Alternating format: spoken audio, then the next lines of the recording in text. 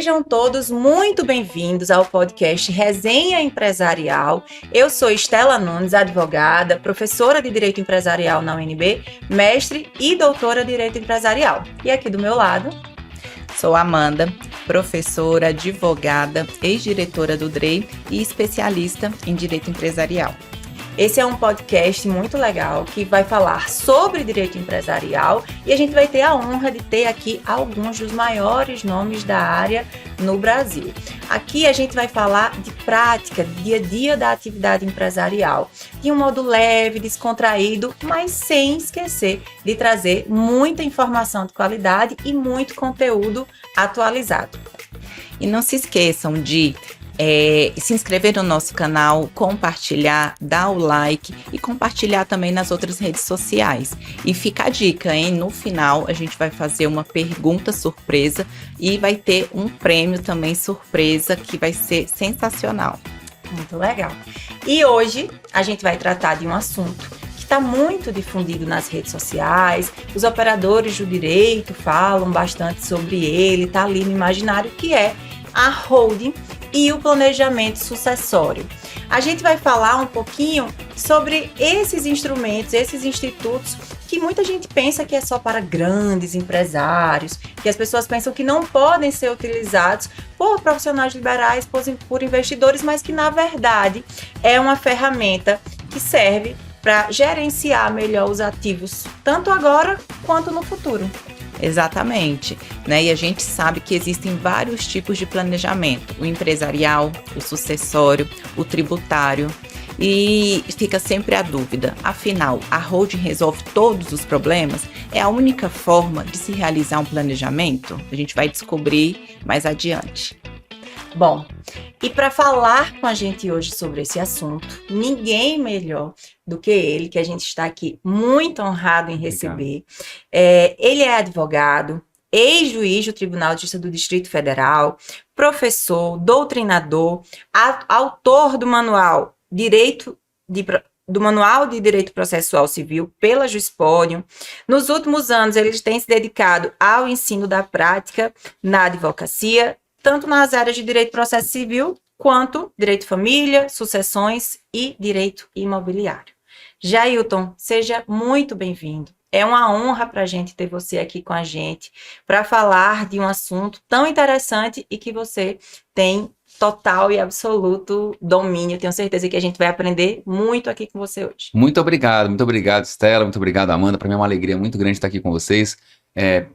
Podendo falar sobre um tema tão importante que é o tema do dia a dia das famílias brasileiras, né?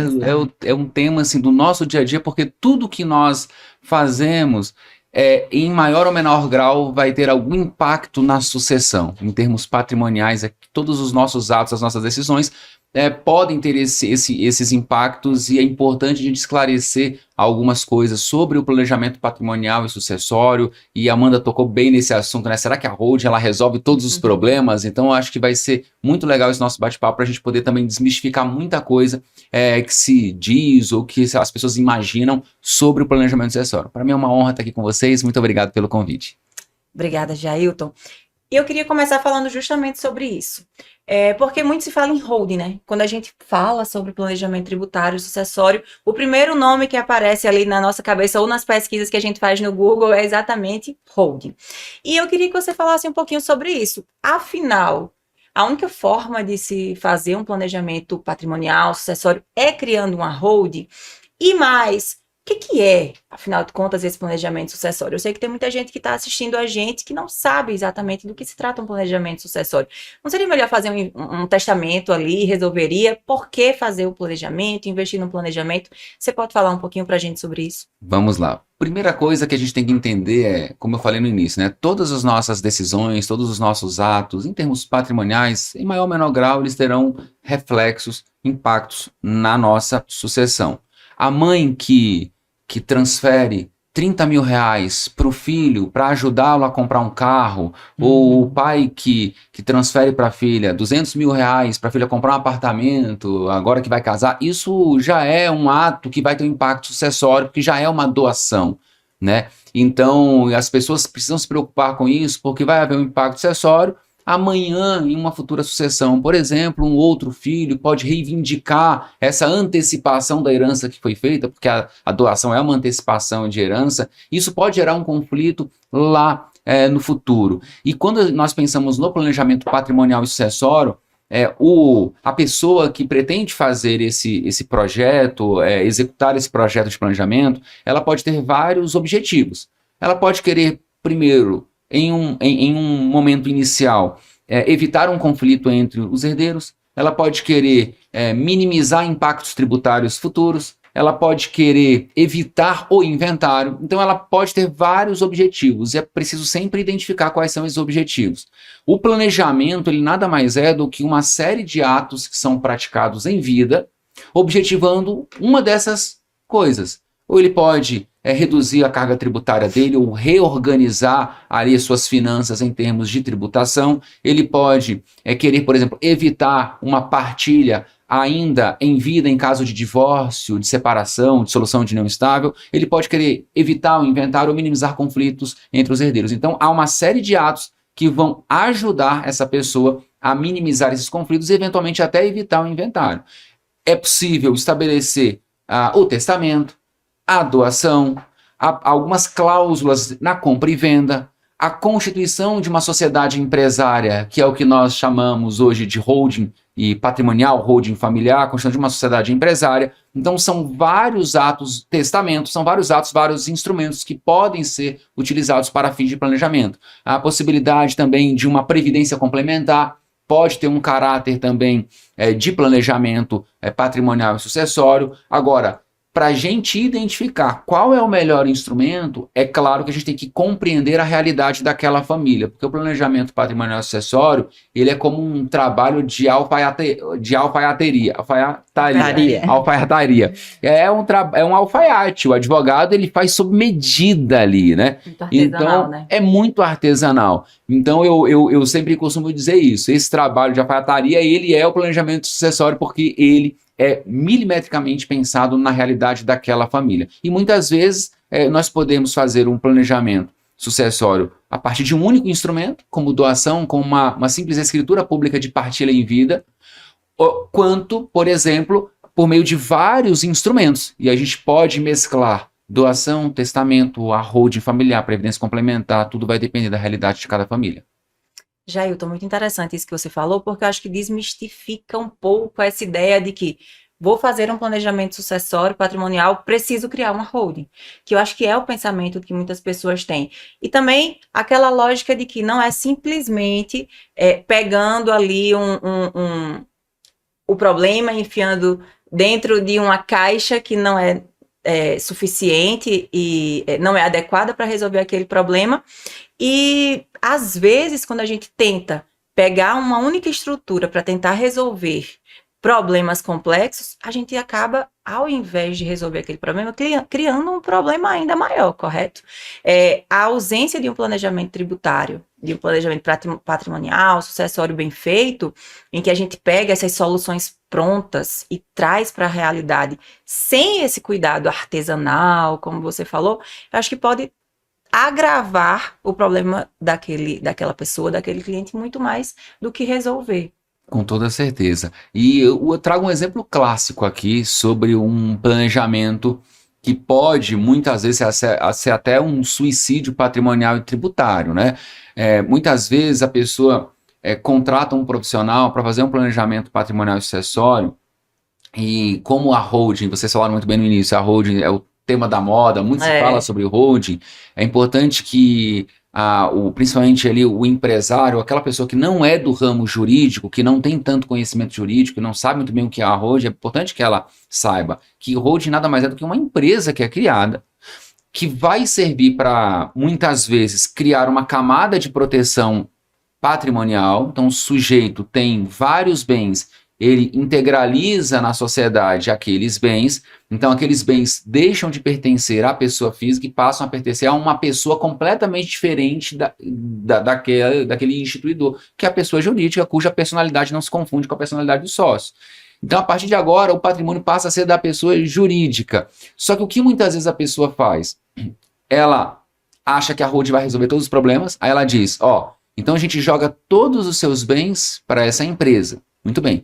Muitas vezes a ideia do patrimonialista é evitar o inventário.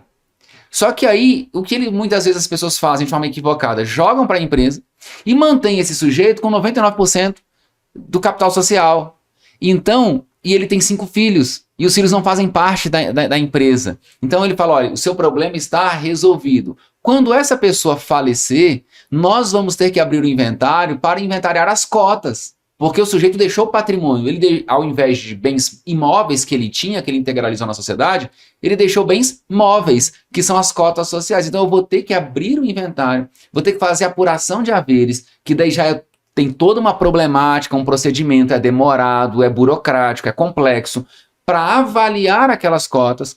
Ele já teve um impacto tributário na integralização das cotas, na integralização dos imóveis na sociedade, e agora os herdeiros terão outro impacto, já teve um impacto tributário lá nessa integralização, e agora os herdeiros vão ter um impacto tributário no recolhimento do ITCMD para a transmissão das cotas. E não fizeram nenhum planejamento de gestão da empresa, de transmissão dessas cotas para os herdeiros já em vida. Então esse, por exemplo, é um modelo, me parece, que não é possível de se conceber quando a ideia do patrimonialista é evitar o inventário, porque muitas pessoas querem um planejamento para evitar o inventário. Por quê? Porque a tributação é muito maior lá no inventário, é mais burocrático, você vai ter que, o inventário, ele, historicamente, é demorado. Isso. E ele muitas vezes gera ali, de alguma forma, o decréscimo, né, daquele patrimônio do seu valor. Então é deterioração dos bens, o valor de mercado ele sofre ali uma redução, porque está ali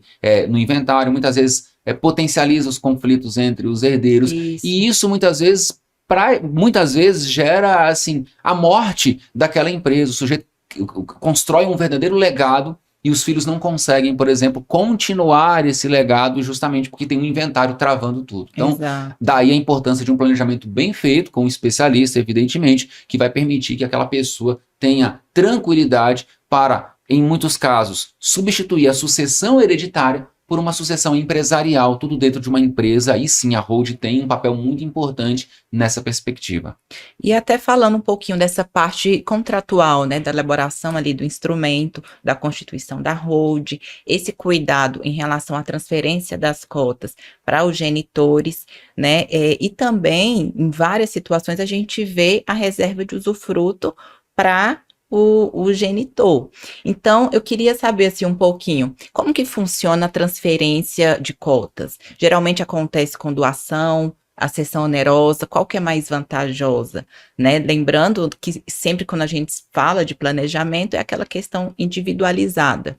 E também até, enquanto eu trabalhei no DREI, eu já vi alguns problemas com a redação, por exemplo, da reserva de usufruto, porque tentou-se fazer um planejamento ali, mas não foi assim bem elaborado e acabou gerando um conflito posterior, até por conta da questão de quem teria os poderes políticos em relação àquelas cotas. Perfeito.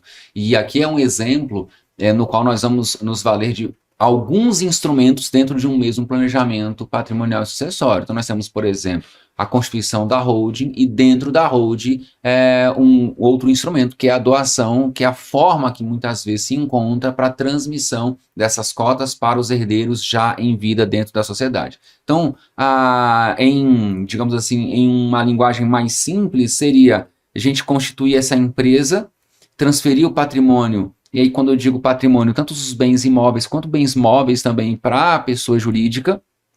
Dentro dessa pessoa jurídica eu tenho um patrimonialista que é ali o proprietário titular daquele patrimônio, e eu posso constituir uma sociedade na qual ele tem ali 100% do capital social, ou 99% do capital social, não tem problema. Em seguida, nós vamos inserir então os seus filhos ali, vamos imaginar nessa figura familiar aqui do pai, da mãe e dos filhos, dos 4 filhos, por exemplo. Então eu insiro esses 4 filhos dentro da sociedade, pego essas cotas sociais e já faço as doações para esses filhos, e geralmente a gente acaba fazendo ela de forma igualitária, a não ser que haja algum outro bem, por exemplo, fora da sociedade. Eu posso fazer uma doação para equilibrar O ideal é que se tente equilibrar aqui, porque tem uma questão de valor também que isso pode ser discutido no futuro. Mas vamos imaginar que cada filho desse patrimonialista fique com 25% do capital social. Ele vai deixar, esse patrimonialista vai deixar de ser sócio na empresa, só que nós vamos reservar para ele o usufruto dessas cotas e os poderes políticos vão ficar ali em suas mãos, ou seja, em outras palavras, ele não é mais sócio na empresa, os sócios são seus filhos, mas ele tem as rédeas daquela empresa, ele é o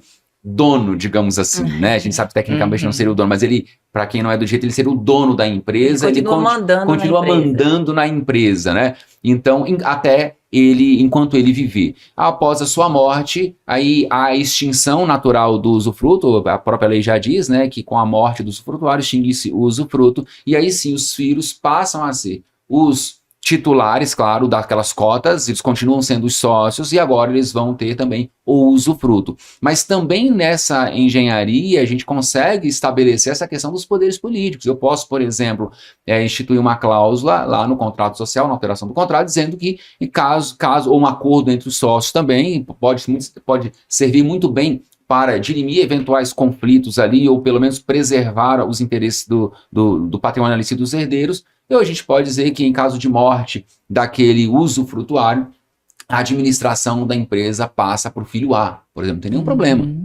Depois passa para o filho B, ou eu posso criar os conselhos. Então isso tudo é possível justamente para evitar conflitos no futuro e substituir uma sucessão hereditária por uma sucessão empresarial. Também é possível a cessão onerosa, mas mas um dos grandes problemas dessa cessão onerosa, essa venda das cotas, é saber se de fato quem está comprando tem condições de comprar, para não gerar um problema de simulação, que isso pode dar um problema também ali no futuro. E também tem uma questão também do imposto de renda, né? Porque você vai ter que dizer que você comprou, de onde saiu esse dinheiro que você comprou, como é que você pagou ali 500 mil reais nas cotas, né? Então, é preciso analisar com calma e, como a Amanda muito bem disse, se é de fato o caso concreto, ele vai nos dizer qual seria o melhor instrumento. Pois é, e eu queria até compartilhar uma situação. Chegou até mim um caso em que foi feito esse planejamento sucessório. Bom, aí vocês avaliam se foi feito adequadamente ou não, mas foi feito um planejamento sucessório. Foram passadas as cotas para o filho, nesse caso era só um filho, ele passou as cotas para ele e ele era menor de idade. E enquanto ele era menor de idade, o próprio pai era o representante dele, estava tudo certo. Só que o que aconteceu? Quando o filho se tornou maior de idade, começou a entrar em conflito com o pai. E aí o pai tinha um impedimento legal para ser administrador. E ele passou tudo para o filho, né, nessa ideia. E o que aconteceu? Quando o filho fez 18 anos, ele disse: não, vou trocar o administrador, mudou todas as senhas do banco e disse: a empresa é minha. E aí aquela empresa que o pai construiu com tanto cuidado, com tanto tempo, o filho disse: não, na verdade o filho queria, ele usou isso como barganha, ele queria alguma coisa do pai que o pai não fez, ele queria que o pai pagasse lá a faculdade dele, que ele queria, o pai disse: não, eu estudo para uma faculdade pública, e ele disse: então eu vou pagar minha faculdade assim. Destituiu tudo, demitiu o contador, mudou as senhas do banco, tirou todo o acesso do pai da empresa ainda e teve todo esse conflito. Depois conseguiu resolver, mas olha o tamanho do problema que poderia ter sido evitado.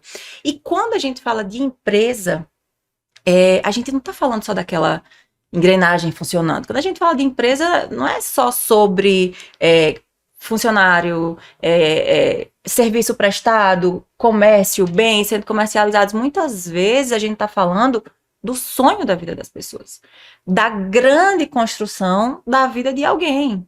Então, pensar um planejamento sucessório é também pensar na continuidade da própria empresa, da própria atividade empresarial. A gente poderia dizer, na sua visão, que é uma forma de garantir, ou pelo menos tentar garantir, que aquele legado continue vivo mesmo após a morte daquele criador, daquele empresário? Com certeza, e há uma pesquisa recente que mostra que 90% das empresas no Brasil hoje são familiares. E dessas empresas, 90% são empresas familiares, é muita coisa. Dessas empresas familiares, desses 90%, 70% dessas empresas não passam para a segunda geração. Só 30%. e 95% não passam para a terceira geração. Ou seja, historicamente no Brasil, qual é a nossa realidade? Só 30% das empresas, dos 90% desse percentual de empresas familiares, só 30% passam para a segunda geração e só 5% passam para a terceira geração. E por que isso acontece? Claro que não é só a falta de um planejamento patrimonial sucessório, mas esse é um dos fatores.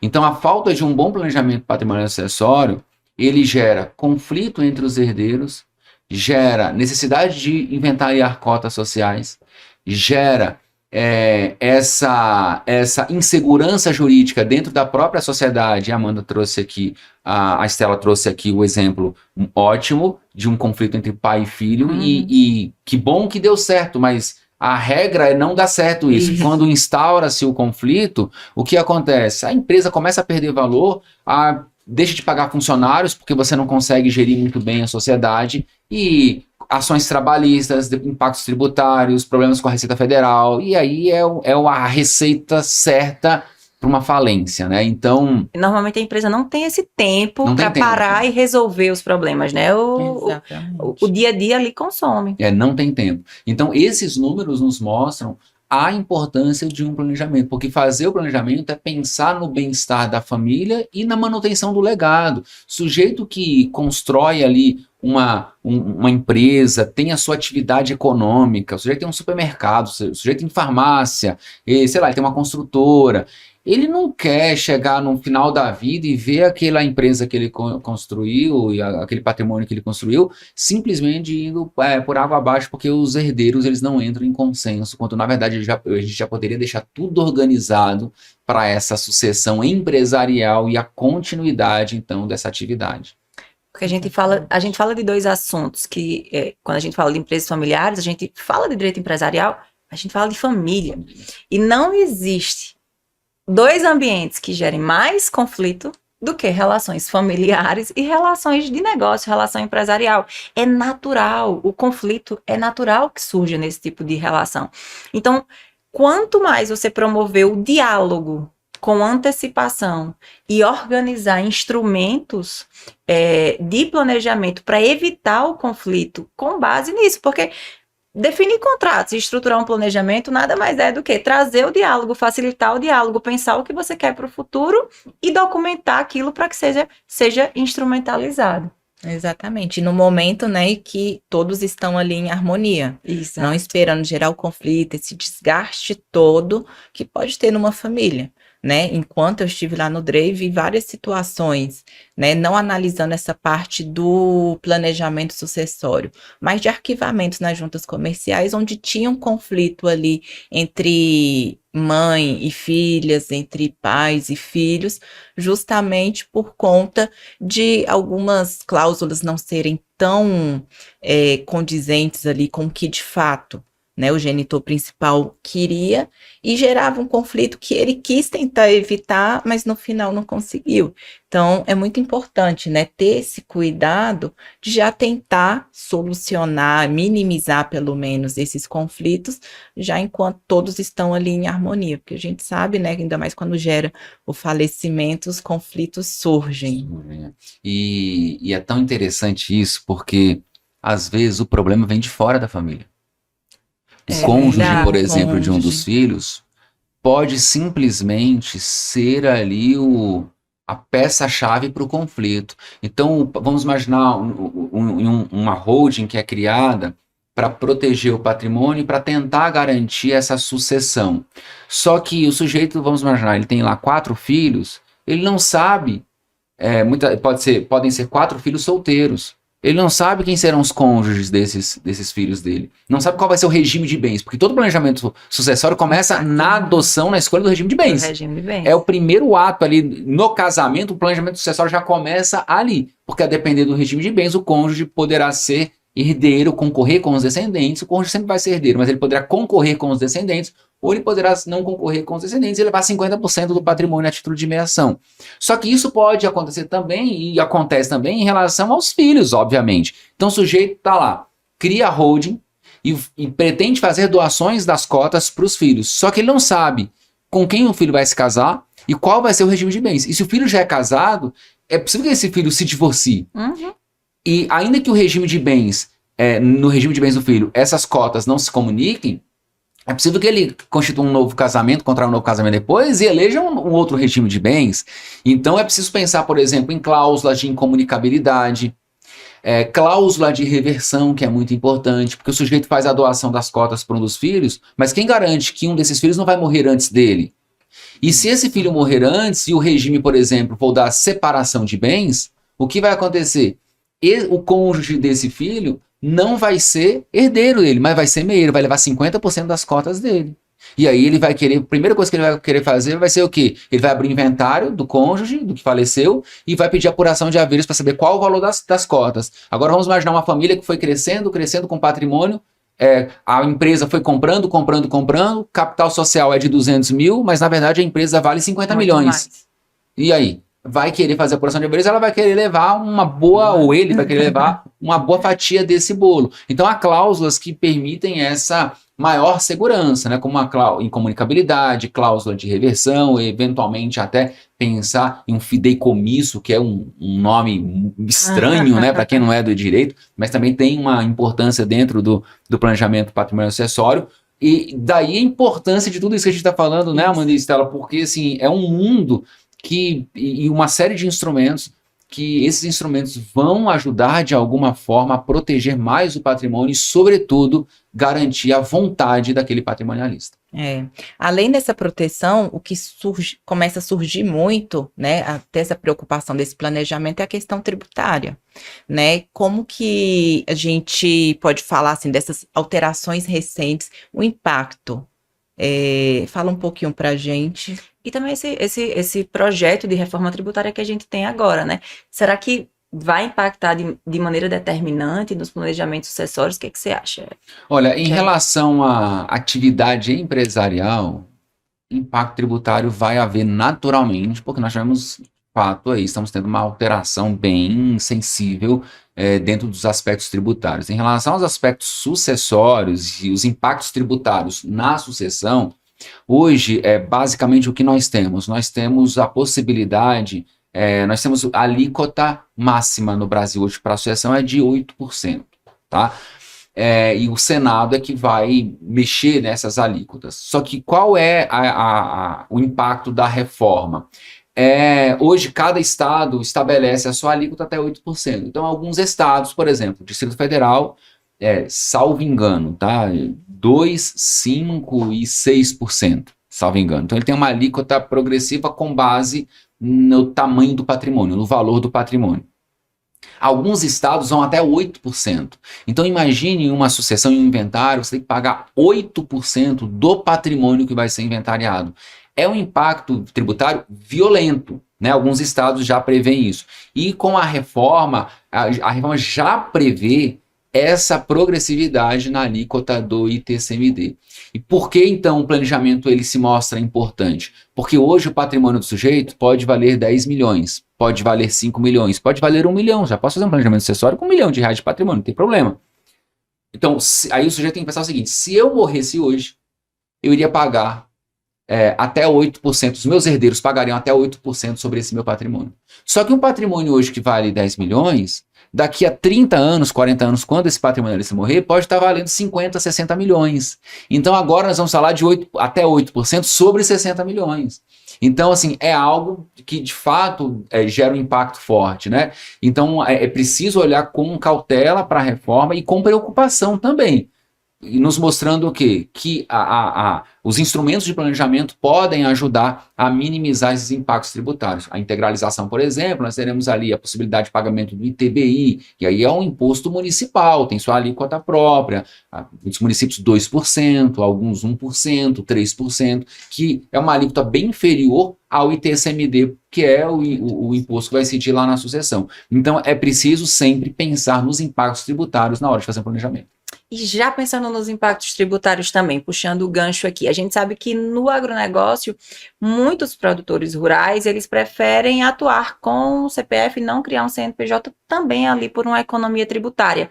Vale a pena fazer planejamento tributário no agronegócio? Também vale por várias razões. O fato de o produtor rural constituir uma holding não significa que necessariamente toda operação vai ser feita pela pessoa jurídica, pelo CNPJ.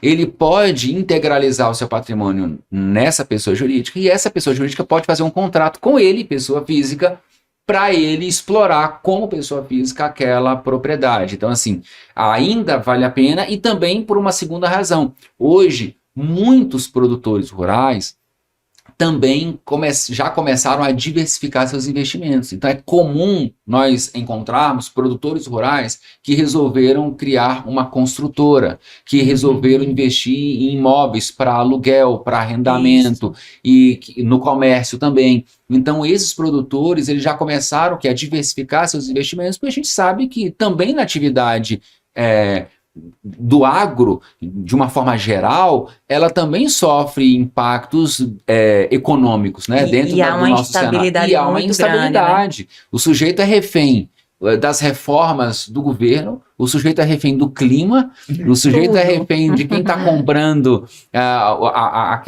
aqueles produtos. Então, assim, ele também começou já a diversificar os seus investimentos e, em razão disso, se mostra cada vez mais importante ele pensar em um planejamento. Exatamente. A gente já está chegando, né, ao nosso final. Queria ver uma dica que você dá para os empreendedores. Há um valor mínimo, um patrimônio mínimo para se fazer um planejamento sucessório? Você até citou, né, que de 1 milhão você já consegue. Dá uma dica. Não há, assim, um valor mínimo de patrimônio. E a principal dica é conversar com um especialista, com um escritório especializado nisso, com um profissional especializado, porque ele vai entender a realidade daquele empresário e nessa análise o que nós fazemos, nós analisamos o patrimônio, a dinâmica da família e a vontade desse patrimonialista. Esses 3 pilares precisam ser observados na hora de fazer um planejamento.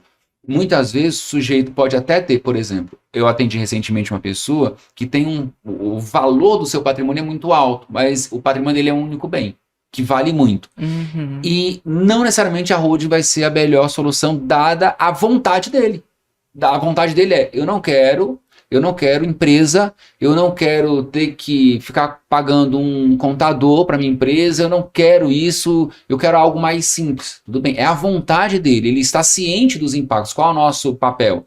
Mostrar quais são os impactos tributários também na dinâmica familiar. Ele está ciente disso. Outros empresários podem pensar, não, eu quero proteger o meu patrimônio, eu quero minimizar conflitos entre os herdeiros, eu quero evitar o inventário e quero ter uma carga tributária menor.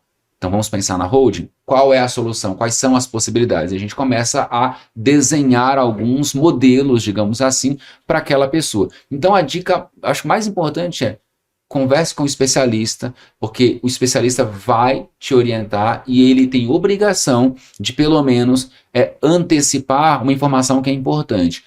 Qual é o custo desse projeto aproximadamente? A gente nunca consegue cravar o valor exato, mas aproximadamente é possível, para que ele então tenha tranquilidade para poder executar esse projeto. Legal. Jailton, agora, como a Amanda anunciou, nós estamos nos encaminhando para essa parte final, infelizmente. E a gente quer saber um pouquinho sobre você, saindo um pouquinho agora da parte jurídica, mas para quem está assistindo a gente ou ouvindo a gente nas plataformas de áudio, conta um pouquinho pra gente como foi esse seu início. Você sempre foi vocacionado para o direito, pensou em outra área. Fala aí um pouquinho da história de tecladista de banda, é isso mesmo? É isso mesmo. Eu sempre fui apaixonado por música, principalmente música brasileira. E eu, até os meus 23 anos, eu queria ser músico profissional, né? Então toquei em várias bandas lá na Bahia. Sou do interior da Bahia, toquei em várias bandas. E aí, depois que eu me formei, aí eu fui advogar. Então aí eu advoguei por 7 anos e depois, após 7 anos de advocacia, fiz o concurso da magistratura e fui aprovado e fui juiz de direito aqui no Distrito Federal por quase 9 anos. E aí recentemente pedi exoneração para retornar à advocacia. Eu acho que a advocacia ficava me chamando, vem para cá. E também em razão da minha paixão pela docência, né? Então eu ministro cursos e o retorno à iniciativa privada me dá mais liberdade para poder conhecer mais pessoas e conhecer mais os problemas das pessoas, tentar ajudar agora não como um agente imparcial, mas agora como um agente parcial, que o advogado tem um lado, né? O advogado defende o lado do seu cliente. Tem que ser parcial, né? Tem que ser parcial. Então isso me dá mais liberdade, eu estou muito feliz com esse meu retorno, mas a história da música é essa, eu queria ser de fato tecladista, mas no primeiro semestre do curso de Direito eu já fiquei apaixonado,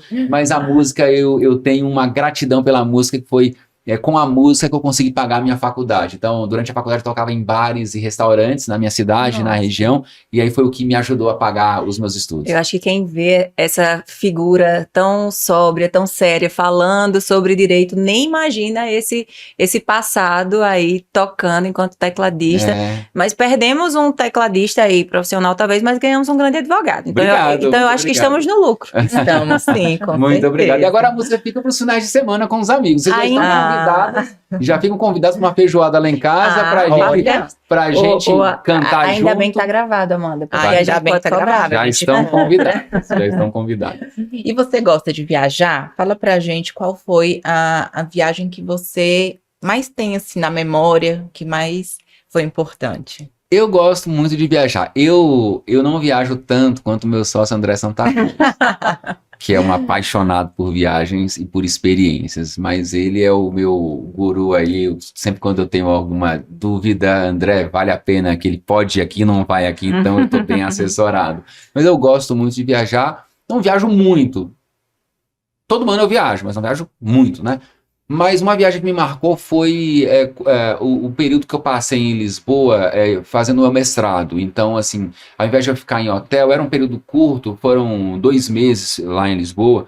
Então, eu aluguei um apartamento pequeno pelo Airbnb, e aí eu vivi aquilo, né? De sair de casa, comprar o pão na padaria, tomar o café em casa mesmo e conhecer as pessoas. Eu fiquei no verão europeu, então o sol se põe tarde, então 9 horas da noite ainda estava tudo muito claro, e aí eu desbravava ali o baixeado de Lisboa, as vielas, e entrava num restaurante pequenininho que era maravilhoso, coisa simples, mas incrivelmente interessante.